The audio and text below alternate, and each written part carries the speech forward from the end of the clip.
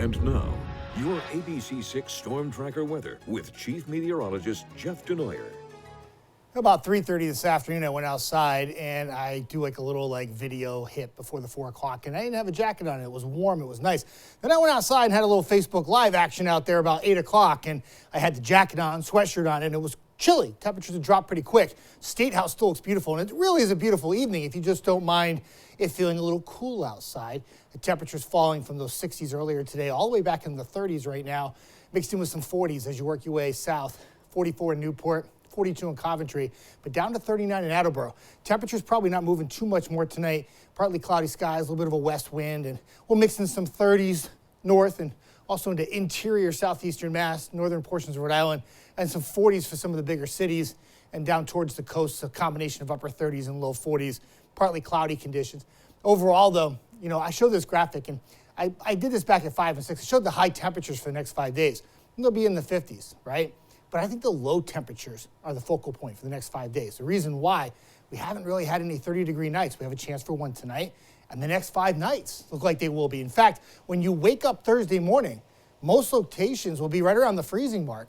There's a really good chance that in this period during the middle part of the week, there'll be some kind of advisories or weather alerts for frost or freeze. We have that when we have that first initial cold night, right? And I do think we'll have that for the middle part of the week. Some areas on Thursday morning when you wake up will likely be in the 20s. So we'll call it a blast of cold, but it's really not too far off from where it should be. We just haven't had anything close to this. The days aren't bad, though. There'll be a lot of this, a lot of 50s tomorrow, partly sunny skies. A little bit more sunshine probably in the morning than in the afternoon. But overall, though, not a bad day. Not as bright as it was today, not quite as warm, but still nice for November. A few little showers to our north, not a problem with rainfall tonight, just a little cloud cover moving in. Cold front waits to move through. That's what brings the big changes by the middle part of the week. And that's why some of those overnight low temperatures are so cold. It's just like we're kind of cool now, but then that layer of cold behind the cold front is just a smidge down. So we take it down the next level. And that's why the temperatures, when you wake up like Thursday morning and Friday morning, will feel like they should for November, right? Cold front swings through, and it will come through tomorrow late in the day. The model's now a little bit more aggressive on rainfall for the evening hours across the area, especially for areas along 95 and then south and east. It'll be a really quick hit of rain, and then it's out of here by Wednesday morning. Sun pops in the afternoon's bright, and it looks good for Wednesday, just a little cool.